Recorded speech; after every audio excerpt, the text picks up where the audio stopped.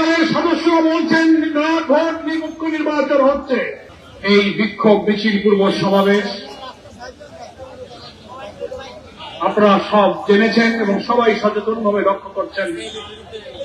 গতকালকে বগুড়া এবং শেরপুরে অনুষ্ঠিত দুইটি আসনের উপনির্বাচনে নির্লজ্জভাবে কেন্দ্র দখল, ভোট ডাকাতি, জোর করে ব্যালটে সিল মারা, জাল ভোট দেওয়া এবং আমাদের দলের নেতা কর্মীদের উপর নৃশংসভাবে হামলা আক্রমণ করে অনেক লোককে তারা আহত করেছে। একজন মুমূর্ষু অবস্থায় এখন হসপিটালে তারা সময় কাটাচ্ছে।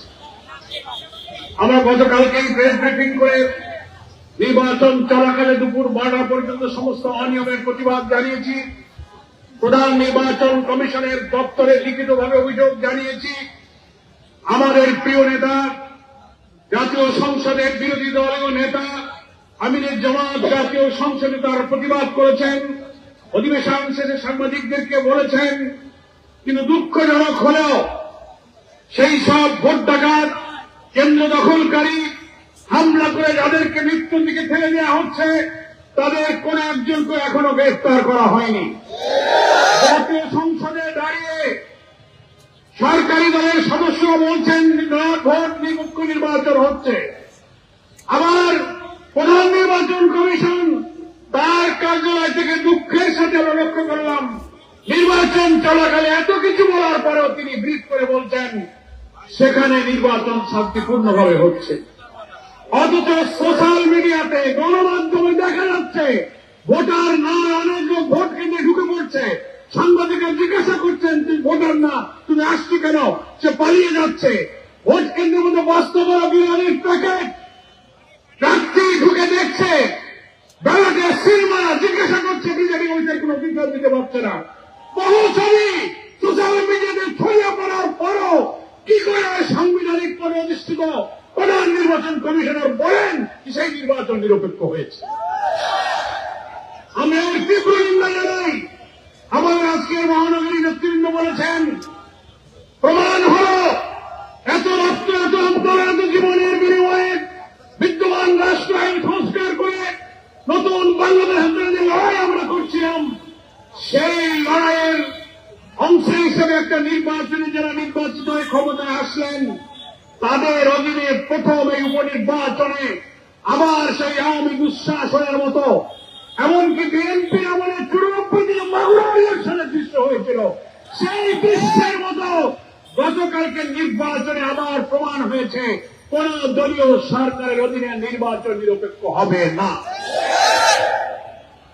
আমরা প্রধান নির্বাচন কমিশনারকে বলব আপনি দুইটি আসনে নির্বাচনকে বাতিল ঘোষণা করুন।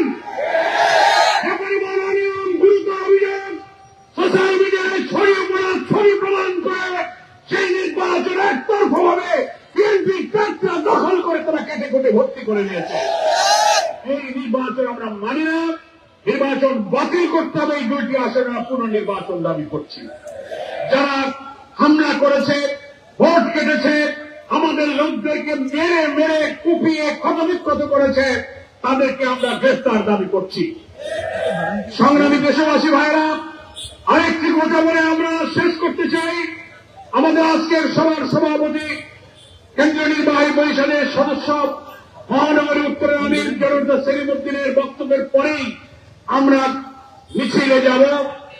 আমাদের আজকের মিটিং এর কথা হলো একটা, বাংলাদেশে ক্রমশ জনগণের ইচ্ছা এবং রায়ের বিরুদ্ধে আশঙ্কাকে দুলিশ্বাস করার জন্য একের পর এক বিএনপি সরকার যে পথে আনাচ্ছেন এই পথ হচ্ছে আপনাদের জন্য সর্বনাশা, অপরিণামদর্শী পথে আপনারা হাঁটতে শুরু করেছেন। আপনাদের এখনো সময় আছে, আপনারা ফিরে আসুন।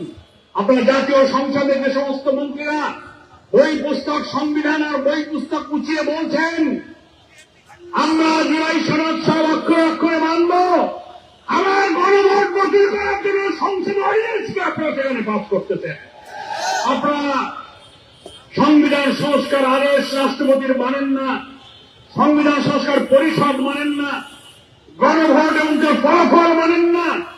তাহলে তো মাননীয় প্রধানমন্ত্রী, স্বরাষ্ট্রমন্ত্রী, আইনমন্ত্রী যারা পার্লামেন্টের ব্যাপারে কথা বলছেন একটা কথার জবাব জাতির কাছে দেন, পার্লামেন্টে দাঁড়িয়ে বলুন আপনারা যে গণভোটে হার পক্ষে ভোট দিতে বলেছিলেন, জনগণ, আমরাও তো বলেছিলাম জনগণ 5 কোটি ভোট দিয়েছে। বর্তমান প্রধানমন্ত্রী নির্বাচনের আগে শহীদ আবু সাইদের কবর জিয়ারতে গিয়ে যে বলেছিলেন যে হ্যাঁ আপনারা গণভোটে হার পক্ষে ভোট দেন, আমরা বিশ্বাস করি প্রধানমন্ত্রী নিজে কিন্তু হার পক্ষে ভোট দিতে বলেছিলেন, তাই প্রধানমন্ত্রী নিজেও হার পক্ষে ভোট দিয়েছেন। হার পক্ষে ভোট দেওয়ার অর্থ হল 84 ঐক্যমতের জুলাই সনদের পক্ষে আপনি ভোট দিয়েছেন।